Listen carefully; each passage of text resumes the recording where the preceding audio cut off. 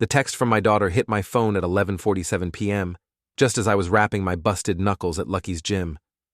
"Dad, you need to come home. Now. Mom's not alone."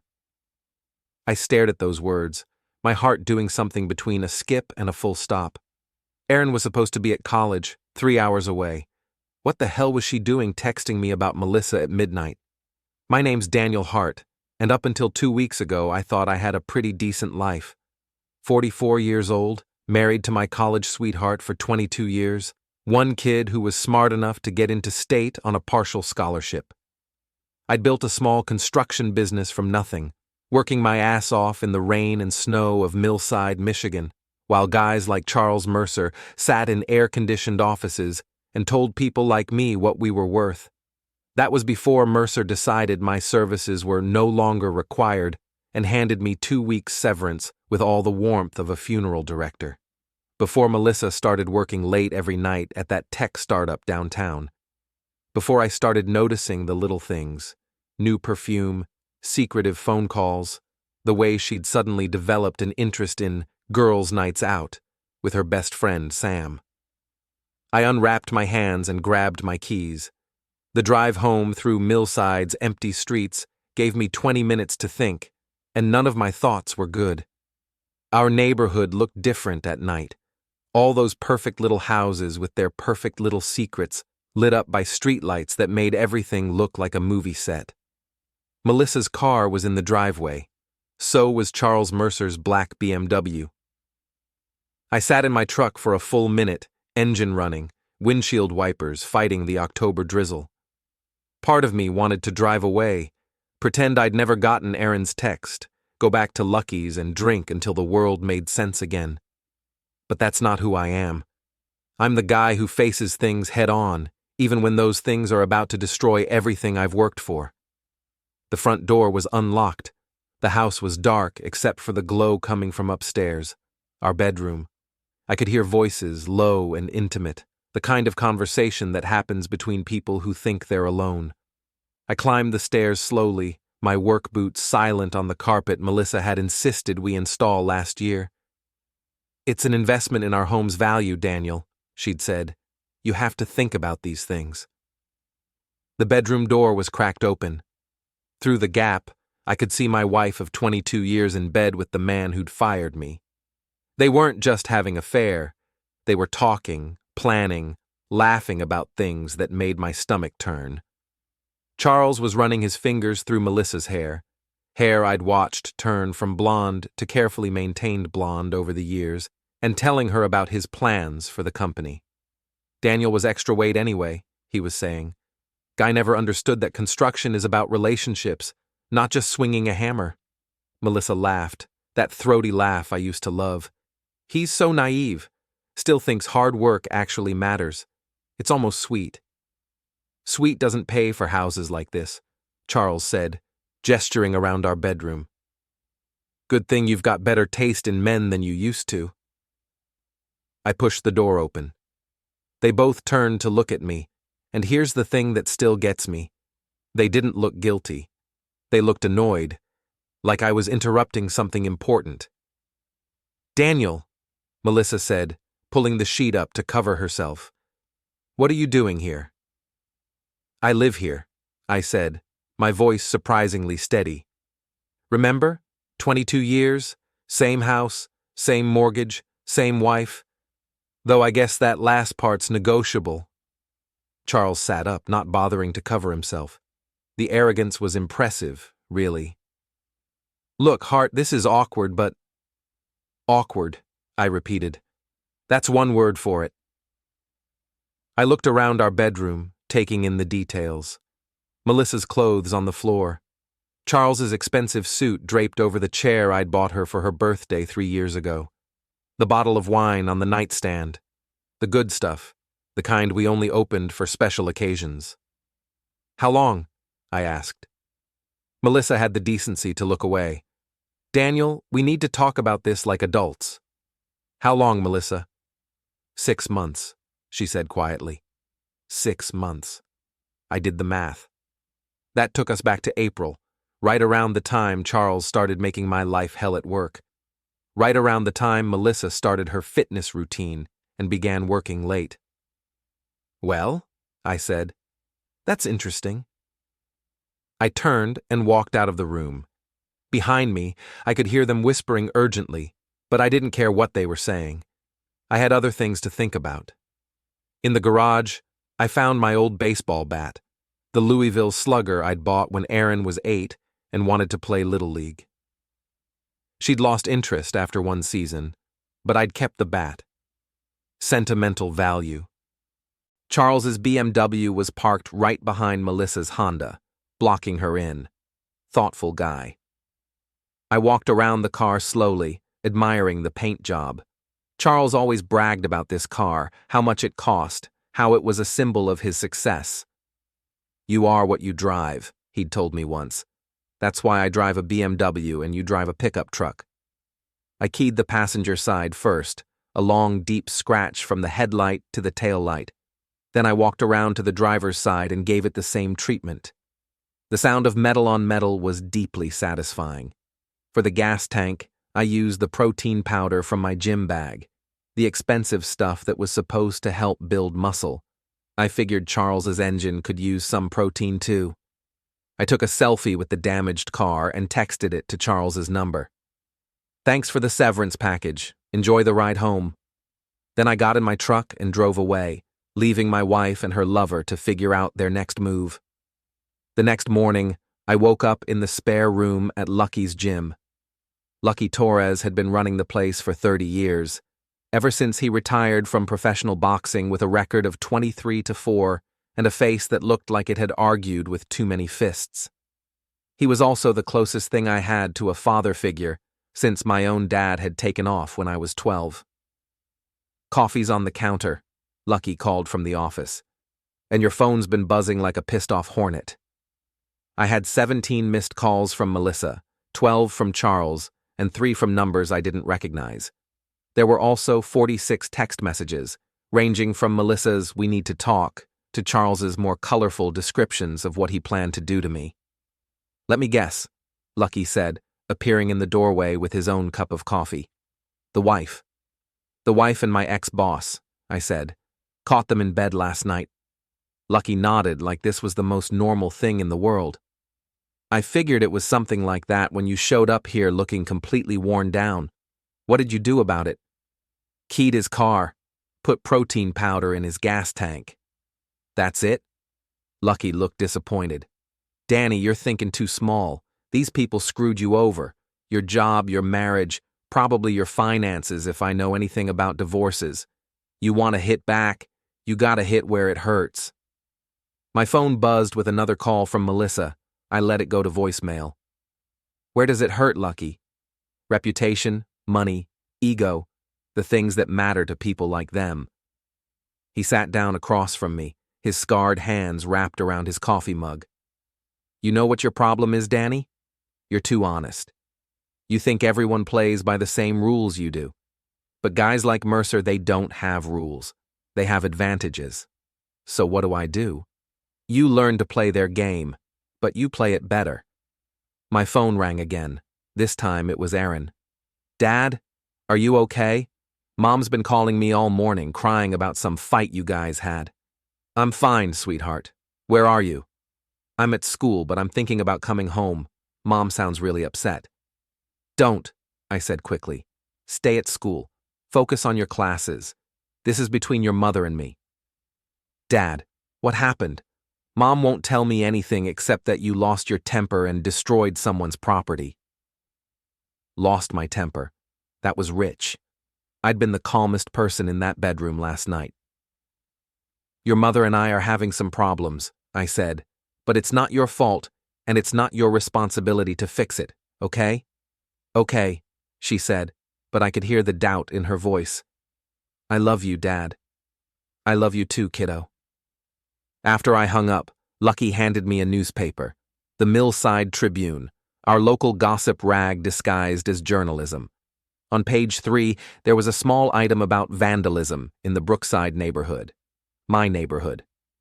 No names mentioned, but in a town like Millside, it wouldn't take long for people to connect the dots. "They're already spinning it," Lucky said, making you look like the bad guy. Maybe I am the bad guy. Bullshit. You caught your wife cheating with the asshole who fired you and you scratched his car. That's not being a bad guy. That's being human. Lucky leaned back in his chair. But if they want to paint you as the villain, maybe you should give them something to really talk about. That afternoon, I drove to the bank to check on our accounts. Melissa had beaten me there. Our joint checking account was frozen, our savings account was empty, and my credit cards had been canceled.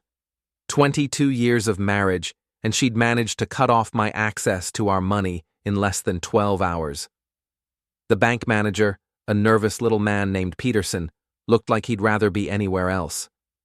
"I'm sorry, Mr. Hart, but Mrs. Hart has legal authority to freeze joint accounts if she feels there's a threat to the family's financial security." "A threat," I repeated. She mentioned the, incident last night, the property damage. I wanted to tell Peterson exactly what kind of property damage had been happening in my bedroom for the past 6 months, but that wouldn't get my money back. Instead, I smiled. "I understand. She's just being cautious." From the bank, I drove to Murphy's Tavern, the kind of place where Millside's working class went to drink away their problems. It was 3 in the afternoon, but the bar was already half full with guys I recognized from various job sites around town. I ordered a beer and tried to think about my next move. Melissa had the house, the money, and apparently a lawyer who worked fast.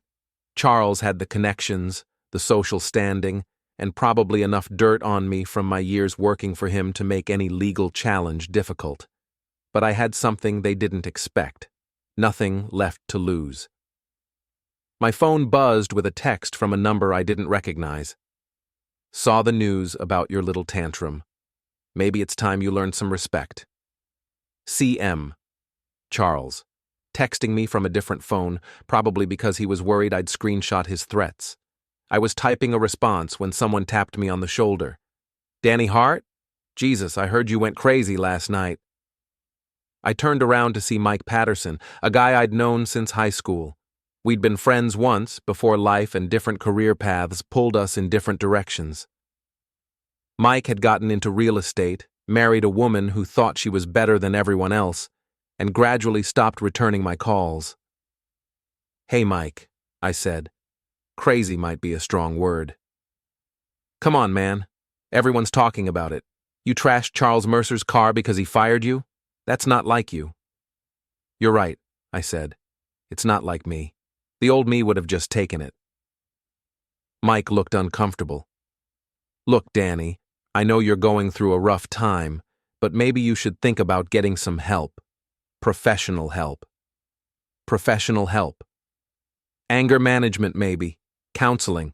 Whatever it takes to get your head straight." Mike glanced around the bar like he was worried someone might see him talking to me. "I mean, if you're willing to do something like that to a car, what's next?" And there it was. The narrative Melissa and Charles were pushing. Poor Daniel Hart, unstable and violent, a danger to himself and others. Mike, who'd known me for 25 years, was buying it. "Thanks for the advice, Mike," I said. "I'll take it under consideration." Mike nodded and backed away like I might explode at any moment. "Take care of yourself, Danny. And maybe stay away from Melissa and Charles for a while. Let things cool down." After he left, I sat at the bar and thought about what Lucky had said. Reputation, money, ego. The things that mattered to people like Charles and Melissa. They wanted to play games? Fine. I'd learned a few things in 44 years. The next few days were educational. I discovered that when your wife freezes your bank accounts and your ex-boss spreads rumors about your mental state, finding work in a small town becomes significantly more challenging. 3 different contractors I'd worked with for years suddenly didn't have any projects that needed my expertise. The hardware store where I'd been shopping for 15 years started treating me like I might steal something. Even the guys at Murphy's Tavern seemed nervous when I walked in. But I wasn't sitting idle. I was learning things. I learned that Melissa had been using our joint credit card to pay for hotel rooms downtown, the same hotel where Charles kept a corporate suite for business meetings. I learned this by calling the credit card company and pretending to be concerned about fraudulent charges. I learned that Charles had been telling people at the Chamber of Commerce that I was unstable and potentially dangerous, and that firing me had been a difficult but necessary decision for everyone's safety. Most importantly, I learned that Melissa and Charles were planning to make their relationship public at the annual Millside Business Association Gala next month. Charles was receiving some kind of Entrepreneur of the Year award, and Melissa was going to be his date. The gala was a big deal in Millside. All the local business owners, politicians, and social climbers gathered at the country club to pat each other on the back and pretend they were more important than they actually were. Charles had been trying to get invited to this thing for years. I was getting this information from an unlikely source. Sam Bishop, Melissa's best friend and partner in crime. Sam had been feeding Melissa advice about how to handle the Daniel situation, but she was also a notorious gossip who couldn't keep her mouth shut after a few drinks. I found Sam at Rosetti's wine bar on Thursday night, 3 glasses deep into a bottle of overpriced Chardonnay and complaining to the bartender about her job at the insurance company. "Sam?" I said, sliding onto the stool next to her. "Fancy meeting you here." She turned to look at me, and I could see the calculation in her eyes. Sam had never liked me much, thought I was too blue-collar for her sophisticated friend Melissa, but she also couldn't resist the opportunity to gloat. "Daniel," she said, trying to sound sympathetic. "How are you holding up?" "Oh, you know, taking it one day at a time, processing the whole thing." "It must be so hard," she said, not meaning it. "Finding out about Melissa and Charles like that." "Actually, I wanted to thank you." Sam's eyebrows went up. "Thank me?" "For being such a good friend to Melissa during this difficult time. I know she's been leaning on you a lot." "Well, that's what friends do." "Absolutely. And I'm sure you've been giving her great advice about how to handle everything. The divorce proceedings, the financial arrangements, all that complicated stuff." Sam preened a little.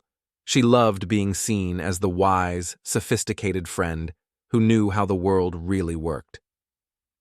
"Melissa's been through a lot," she said. "She deserves to be happy." "She does," I agreed. "And Charles seems like a real catch. Successful, charming, knows how to treat a woman right." "He is," Sam said, warming to the subject. "You should see them together, Daniel. They're like a power couple. Charles is talking about taking her to the business gala next month as his official date." "The business gala? That's a big step." "It is. He's getting some kind of award, and he wants Melissa there when he accepts it. It's going to be their coming-out party, so to speak." "Good for them," I said. "They deserve all the happiness in the world." Sam looked at me suspiciously. "You're taking this awfully well. What's the alternative? Spend the rest of my life being bitter?" I shrugged. Melissa made her choice. Charles made his. I can either accept it and move on, or I can turn into one of those pathetic guys who can't let go. "That's very mature of you." "I'm trying to be. In fact, I was thinking about reaching out to Charles, maybe clearing the air between us. No point in carrying grudges, right?" "Right," Sam said, though she still looked puzzled by my attitude. "The only thing is, I don't want to bother him at work. You wouldn't happen to know where he lives, would you? Maybe I could stop by some evening, have a civilized conversation." Sam hesitated for a moment, then gave me Charles's address. Why wouldn't she? I was being so reasonable, so mature about everything. After I left the wine bar, I drove out to Charles's house, a sprawling colonial in Millside's most expensive neighborhood. The kind of place that screamed, "I've made it," to anyone driving by. I didn't knock on the door. I just sat in my truck across the street and watched. Charles got home at 7:30, driving a rental car while his BMW was presumably in the shop getting repaired. The lights in the house came on, and I could see him moving around inside. At 8:15, Melissa's car pulled into the driveway. I watched my wife of 22 years walk up to another man's front door like she belonged there. watched her use a key to let herself in, watched the lights go off in the living room and come on in what was obviously the master bedroom. That's when I started planning their real punishment. Lucky was right about one thing. Reputation mattered in a town like Millside. Charles had spent years building his image as a successful, reliable businessman. Melissa had worked hard to establish herself as a rising star in the local tech scene. They both cared deeply about what people thought of them. That was going to be their downfall.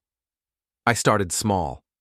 Charles belonged to the Millside Country Club, where he played golf every Saturday morning with the same group of local business owners. These guys took their golf seriously. It was where deals got made and reputations got built. On Friday night, I drove out to the country club and found Charles's usual parking spot. The club had security cameras, but they were focused on the building, not the parking lot.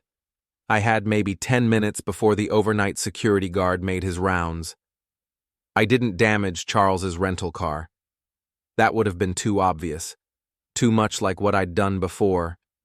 Instead, I left a small gift on his windshield. A printed copy of an email Charles had sent to his golf buddies 3 months ago, complaining about the quality of players the club was accepting these days. The email was real. I'd found it on Charles's computer during one of my last days working for him. In it, he'd made some unflattering comments about several club members, including calling one guy's wife a social climbing cow and suggesting that another member's business was probably laundering money. I made sure to leave copies on all 4 cars in the usual Saturday morning group. Saturday morning, I was at Murphy's Tavern by 10 a.m., nursing a beer and waiting. It didn't take long. Tom Bradley, one of Charles's golf partners, came storming in around 10:30. Tom owned the biggest auto dealership in town, and his wife Janet was heavily involved in local charity work, the same wife Charles had called a social climbing cow. "You hear about Mercer?" Tom asked the bartender loud enough for everyone to hear. "What about him?" "Snake has been talking shit about all of us behind our backs. Someone left copies of his emails on our cars this morning." Word spread fast. By noon, half the town knew that Charles Mercer had been bad-mouthing his friends and business associates. By evening, 3 different people had called to cancel contracts with his company, but that was just the warm-up. On Monday, I paid a visit to Jennifer Walsh, the editor of the Millside Tribune. Jennifer was a serious journalist trapped in a small-town newspaper, always looking for a real story to sink her teeth into. "Daniel," she said when I walked into her office, "I heard about what happened with your marriage. I'm sorry." "Thanks, Jennifer. Actually, that's kind of why I'm here." I handed her a folder full of documents, contracts, invoices, and correspondence I'd copied during my last week working for Charles. Nothing illegal, but plenty that was ethically questionable. "What am I looking at?" she asked. "Charles Mercer's business practices, overcharging clients, using substandard materials, cutting corners on safety inspections.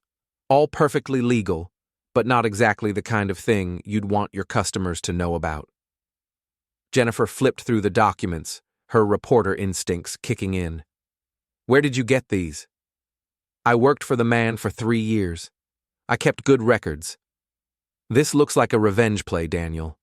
You're going through a messy situation with Mercer and your wife." "You're right," I said. "It is revenge. But that doesn't make the information any less true. Check it out yourself. Talk to his former clients. Look at the public safety records." Jennifer studied me for a long moment. "If I run this story, it's going to destroy his business. That's not my problem. What about your wife? She's involved with him now, right? This will hurt her too." "She made her choice." Jennifer nodded slowly. "I'll look into it. But Daniel, if any of this information turns out to be fabricated or misleading, I'll make sure everyone knows where it came from." I wouldn't have it any other way. The story ran on Wednesday's front page. Local contractors' questionable business practices exposed. Jennifer had done her homework, interviewing former clients and checking public records. Everything I'd given her was verified and documented. Charles's company lost 4 major contracts that week, but I was just getting started. Melissa worked at TechFlow Solutions, a startup that provided software consulting to local businesses. She'd been there for 2 years and was up for a promotion to project manager, a position that would give her real authority and a significant raise. TechFlow's biggest client was the Millside School District, a contract worth over $200,000 annually. The school board was notoriously conservative and image-conscious, especially when it came to the people handling their technology needs. On Thursday, I created a fake social media account and started posting screenshots of Melissa's real social media activity from the past 6 months.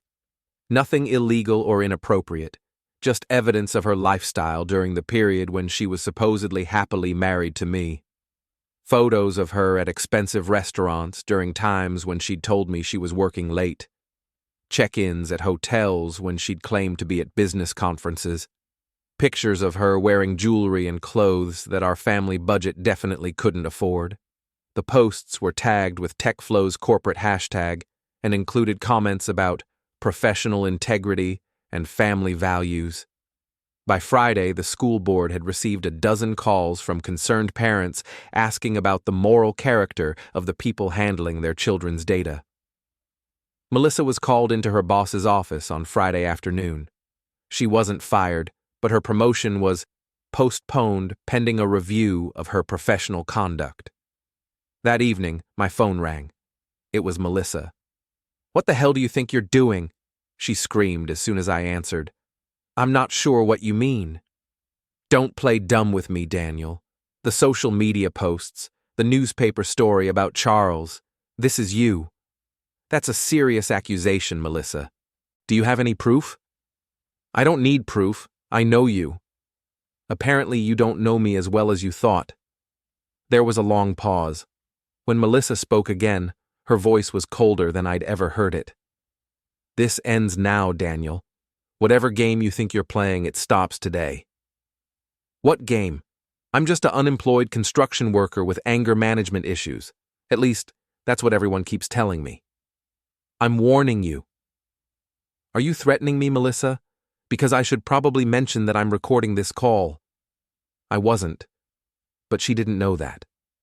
"You bastard," she whispered, and hung up. I sat in Lucky's gym that night, wrapping my hands for a workout, and thought about how far I'd come in just 2 weeks. Charles was losing business and friends. Melissa was losing professional opportunities and social standing. But I wasn't done, not even close. The real show was still to come. The call came from my daughter on a Tuesday morning. Erin's voice was shaky, and I could tell she'd been crying. "Dad, I need to talk to you." "What's wrong, sweetheart?"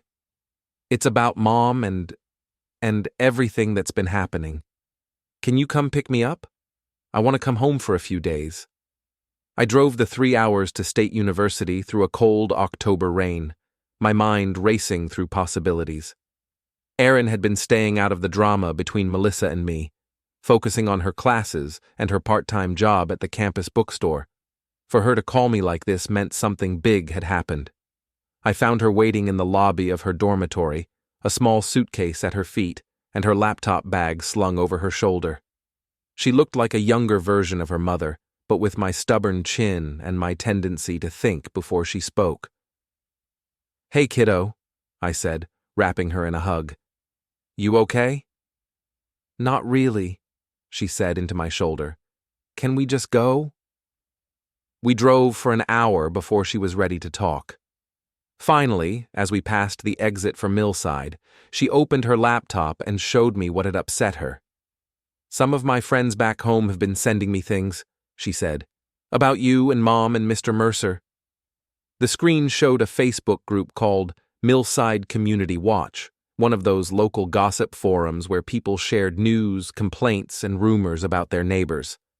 Someone had posted a detailed account of my situation with Melissa and Charles, complete with photos of Charles's damaged BMW and speculation about my mental state. But that wasn't the worst part. The worst part was the comments. Dozens of them, from people I'd known for years, discussing my marriage like it was entertainment. Some were sympathetic, but many were cruel. People calling me a psycho and a loser, suggesting that Melissa was smart to get out and that Charles was doing her a favor. I tried to defend you, Erin said quietly. I posted a comment saying that people didn't know the whole story, but then she scrolled down to show me her comment and the replies it had generated. Someone had responded with a link to more photos, pictures of me at Murphy's Tavern, looking drunk and disheveled. Pictures of me sitting in my truck outside Charles's house, with a caption suggesting I was stalking them. Dad, Erin said, are you stalking Mom? No, I said firmly. I went to his house once to see if the rumors were true. That's not stalking. But you have been doing things to hurt them. I looked at my daughter, smart, honest, trying to navigate a situation that no 19-year-old should have to deal with. Yes, I said. I have. Why? Because they destroyed my life, and they enjoyed doing it. Because they wanted everyone to think I was the bad guy, so I decided to show them what a real bad guy looks like. Erin was quiet for a long time. Finally, she said, Mom called me last week. She said you were scaring her. Good. Dad, that's not like you. Maybe the old me wasn't working out so well. We spent that night at a motel outside Millside. I didn't want to take Erin to Lucky's gym, and I certainly wasn't going back to the house where Melissa was probably entertaining Charles. The next morning, Erin asked if she could see her mother. Of course, I said. She's still your mom. Will you come with me? I don't think that's a good idea, kiddo. Please, Dad. I want to talk to both of you together. Maybe we can figure out some way to make this less awful. Against my better judgment, I agreed. We met at the house, my house, though I was apparently no longer welcome there. Melissa was waiting in the living room, looking perfectly put together despite everything that had been happening. She hugged Erin tightly and gave me a look that could have frozen Lake Superior. Thank you for bringing her, she said formally. She's my daughter too. For now. Erin looked back and forth between us. Okay, this is exactly what I was afraid of. Can we please just sit down and talk like adults? We sat. Melissa took the chair she'd always preferred, the one by the window that caught the morning light. I sat on the couch where I'd watched 1,000 Sunday football games. Erin sat between us, literally and figuratively. I want to understand what happened, Erin said. Not the gossip, not the rumors. I want to hear it from both of you. Melissa started to speak, but I held up a hand. Let me, I said. Your mother has been having an affair with Charles Mercer for 6 months. I found out 2 weeks ago when I came home and found them in bed together. Since then, she's frozen our bank accounts, tried to have me painted as mentally unstable, and moved in with her boyfriend while filing for divorce. That's not, Melissa began. I'm not finished. In response, I've been systematically destroying Charles's reputation and business, while making sure everyone in town knows exactly what kind of people your mother and her boyfriend really are. Erin looked at her mother. Is that true? About the affair? Melissa's composure cracked slightly. It's complicated, Erin. Your father and I, we grew apart. Charles and I developed feelings for each other and… 6 months, Mom. You were sneaking around for 6 months. I never meant for it to happen this way. But it did happen, I said. And when I caught you, instead of apologizing or trying to work things out, you decided to punish me for having the audacity to be upset about it. You keyed his car. You emptied our bank accounts. Stop it, Erin shouted. Both of you, just stop. We stopped. Erin took a deep breath. Mom, do you love Charles? Yes. Dad, are you ever going to forgive her? No. Then this marriage is over, and you both need to stop trying to destroy each other. Tell that to your father, Melissa said. He's the one who's been… I know what Dad's been doing, Erin interrupted. I also know what you did first.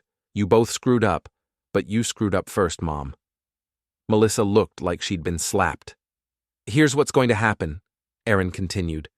You're going to get divorced, probably as quickly and quietly as possible. Dad's going to stop his revenge campaign, and Mom's going to stop trying to make him look crazy, and both of you are going to remember that I'm your daughter, not a weapon to use against each other. It's not that simple, Melissa said. Why not? Because your father has cost Charles his business. He's destroyed our reputations. People in this town will never look at us the same way. Good, I said. Dad, Aaron warned. No, Aaron. Your mother wants to pretend this is some kind of mutual mistake, but it's not. She chose to betray our marriage. She chose to humiliate me. She chose to try to destroy me financially and socially. Everything I've done has been a response to her choices. And what about Charles? Melissa asked. What did he ever do to you besides fire you? I stared at her. He fired me so he could have easier access to my wife. He's been planning this whole thing, Melissa. The job, the affair, probably the divorce too. You think you're his partner, but you're just another conquest. That's not true, isn't it? Ask him about his ex-wife. Ask him how that relationship ended. For the first time, I saw doubt flicker across Melissa's face. You don't know, do you? I continued. Charles was married for 15 years before he moved to Millside. His wife divorced him after she found out about his affairs. Plural. He has a pattern, Melissa. You're not special. You're just next. You're lying. Am I? Ask him. Tonight, when you're cuddled up in his bed, ask him about Patricia Mercer and why she took half his assets in the divorce. Melissa stood up abruptly. I think you should leave. This is my house. Not anymore. I looked at Aaron, who was crying quietly. This wasn't what she'd wanted when she asked us to talk. I'm sorry, kiddo, I said. I tried. Dad, wait. Aaron wiped her eyes. What if there was a way to end this? All of it. The fighting, the revenge, everything. I'm listening. The business gala is next week, right? Where Charles is getting his award. Melissa nodded. What if you both went? Together, and you settled this publicly in front of everyone who's been watching and gossiping? Absolutely not, Melissa said. Why not? Because your father has been trying to humiliate us for weeks. I'm not giving him a bigger stage to do it on. What if he promised not to? What if you both promised to be civil, to end this feud in front of the whole town? I thought about it. The gala would be perfect. All of Millside's social elite gathered in one place, watching Charles accept his award with my wife on his arm. It would be the ultimate symbol of their victory and my defeat, unless I turned it into something else. I'll do it, I said. Melissa looked suspicious. What's the catch? No catch. You want this to end? Fine. We'll end it at the gala, publicly, in front of everyone. And you'll stop the revenge campaign? No more newspaper stories, no more social media posts, no more sabotage? After the gala, I'll leave you and Charles alone. Melissa studied my face, trying to figure out what I was planning, but I'd learned a few things about poker faces over the past couple of weeks. Okay, she said finally. But if you try anything, I won't try anything. I give you my word. And I meant it. I wouldn't try anything. I would succeed at everything. The Millside Business Association Gala was held at the country club on a Saturday night in early November. I spent the week preparing, but not in the way Melissa probably expected. I got a haircut and bought a new suit, nothing fancy, but respectable. I made appointments to see 3 different contractors about potential work, and I opened a new bank account at a different bank. I even called a real estate agent about looking at apartments. To anyone watching, it looked like I was finally accepting reality and trying to rebuild my life. What I was really doing was setting the stage for the biggest humiliation of Charles Mercer's life. The key was information. Over the past month, I'd been gathering intelligence on Charles and his business practices, but I'd only used a fraction of what I'd learned. The newspaper story had focused on overcharging and corner-cutting, serious issues, but not career-ending ones. What I hadn't revealed was the big stuff. Charles's company had been awarded the contract to renovate the Millside Elementary School gym 2 years ago. The work had been completed on time and under budget, which looked great on paper. What the school board didn't know was that Charles had saved money by using materials that didn't meet state safety standards for schools. The gym floor looked fine, but the subflooring was substandard. The paint was lead-free, but the primer underneath wasn't. The electrical work was functional, but it wasn't up to code for a building that housed children. I had documentation of all of it. Invoices, material specifications, inspection reports that had been falsified. Charles had been banking on the fact that no one would ever look closely enough to notice the problems. But I wasn't going to expose this information in a newspaper story or a social media post. I was going to do it at the gala, in front of the school board members who would be in attendance, in front of the mayor, the city council, and every business owner in town. The night of the gala, I arrived early and found my table. I'd bought a ticket weeks ago, back when I was still married and still employed. The seating chart put me at table 12, near the back of the room, with a clear view of the head table where Charles would be sitting. The country club's ballroom was decorated with white tablecloths, gold centerpieces, and enough flowers to stock a funeral home. A small stage had been set up at the front of the room, with a podium and a microphone for the evening's speakers. People started arriving around 7. I watched them filter in, the usual collection of Millside's self-important elite, all dressed up and ready to celebrate their own success. I recognized most of them: business owners, politicians, lawyers, doctors, and their spouses.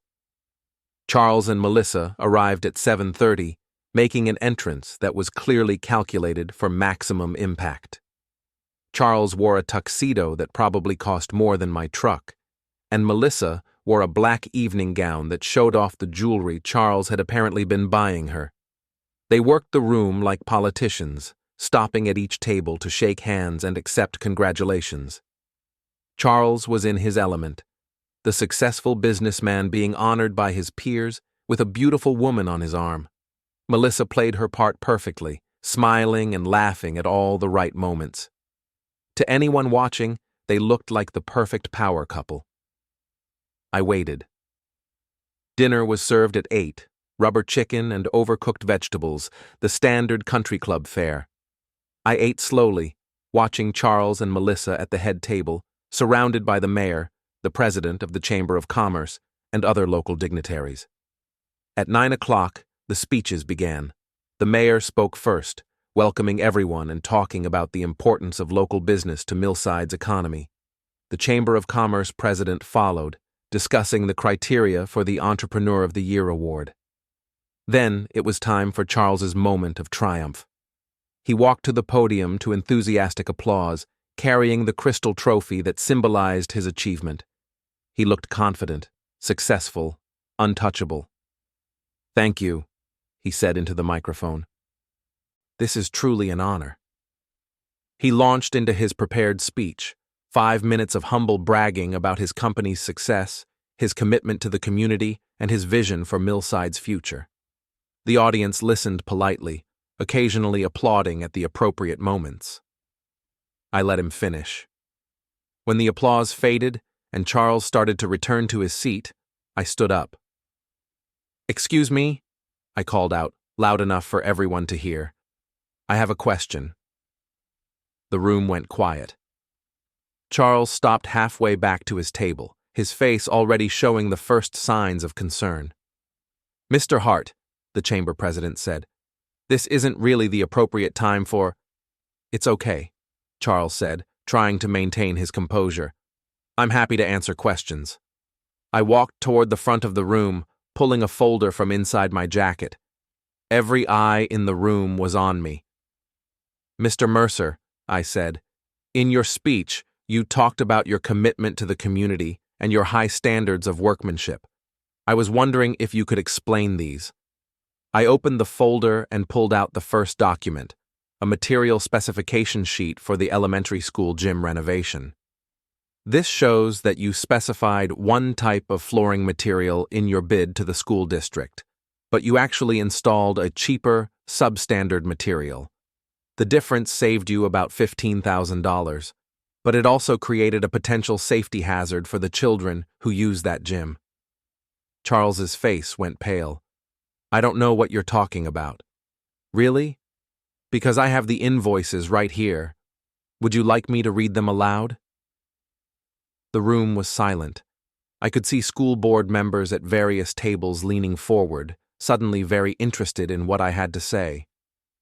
Mr. Hart, the chamber president said, this is neither the time nor the place for these accusations. You're right, I said. The time was 2 years ago, when Mr. Mercer was cutting corners on a project that involved children's safety.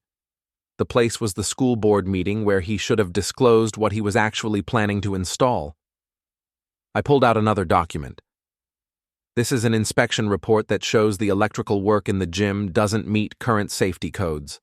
The inspector signed off on it anyway, but I'm guessing that had something to do with the $5,000 consulting fee that Mr. Mercer paid him the same week.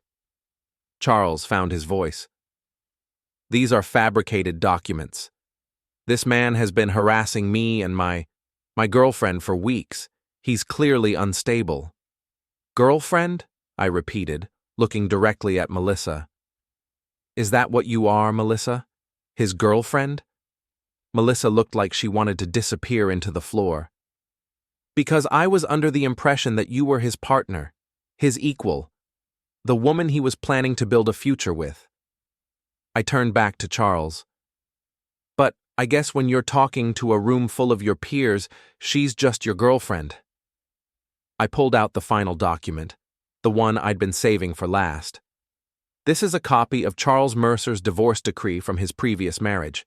It shows that his ex-wife Patricia was awarded half of his assets after she provided evidence of multiple extramarital affairs.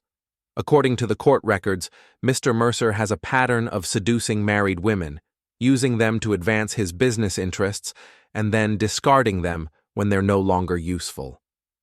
I looked directly at Melissa. Did he tell you about Patricia, Melissa? Did he mention that she was also married when he started his affair with her? Or that she was also working for one of his business competitors when he recruited her? Melissa's face was white as paper. The really interesting part, I continued, is that Patricia's husband was also one of Charles's employees, just like I was.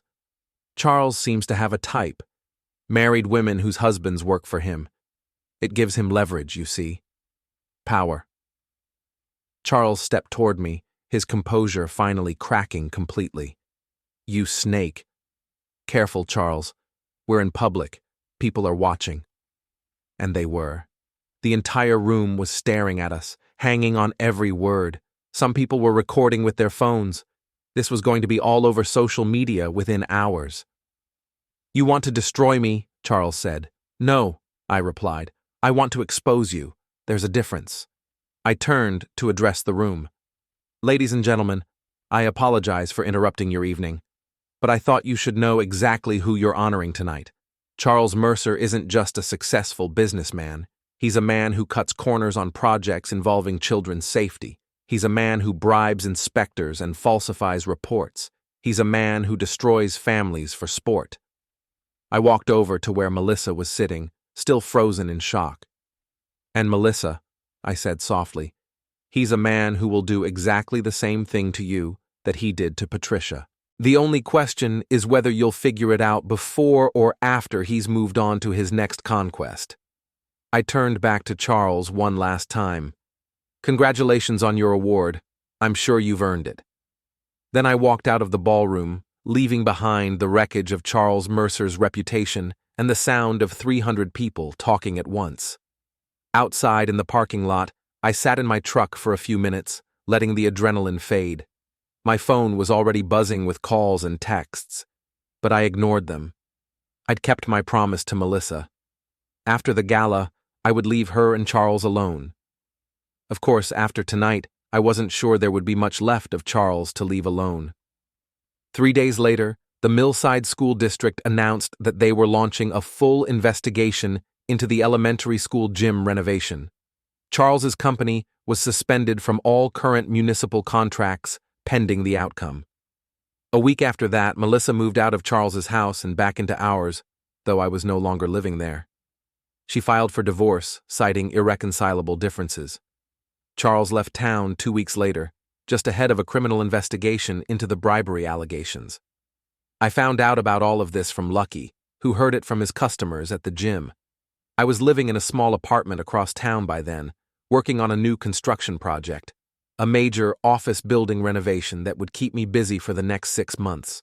The contract was worth $2.5 million, and I was the primary contractor.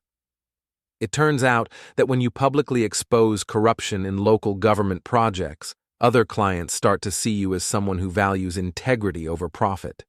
Who would have thought? On a cold December morning, exactly 2 months after the gala, I was sitting in my new office when Erin knocked on the door. "Hey, Dad," she said. "Got a minute?" "Always, kiddo. How's school?" "Good. Finals are next week, but I think I'm ready." She sat down across from my desk.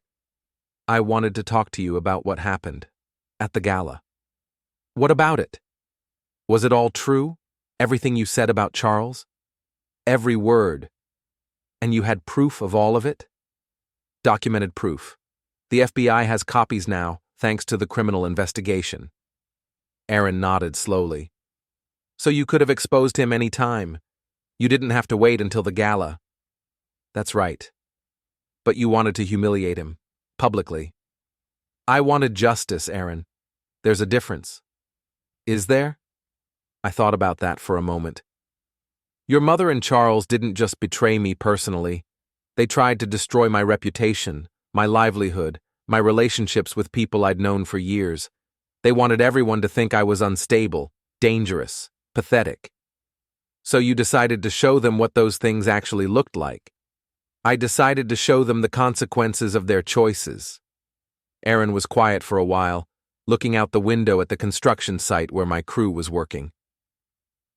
"Mom wants to talk to you," she said finally. "About what?" "I think she wants to apologize." "It's a little late for that." "Maybe. But she's my mom, Dad, and despite everything that happened, she's still the woman you loved for 22 years. I looked at my daughter, smart, compassionate, trying to heal wounds that might be too deep to fix. "Okay," I said. "I'll talk to her." "Thank you."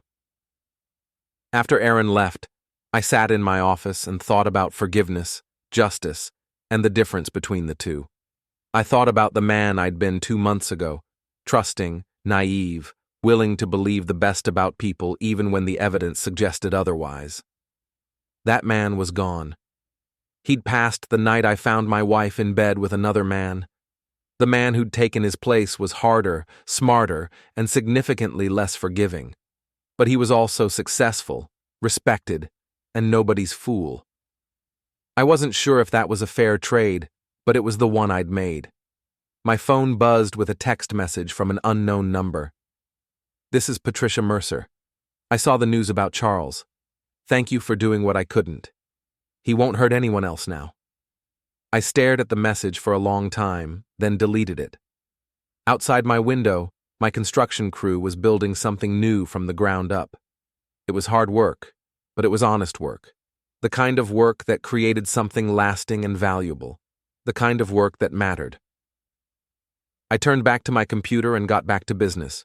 There were contracts to review, schedules to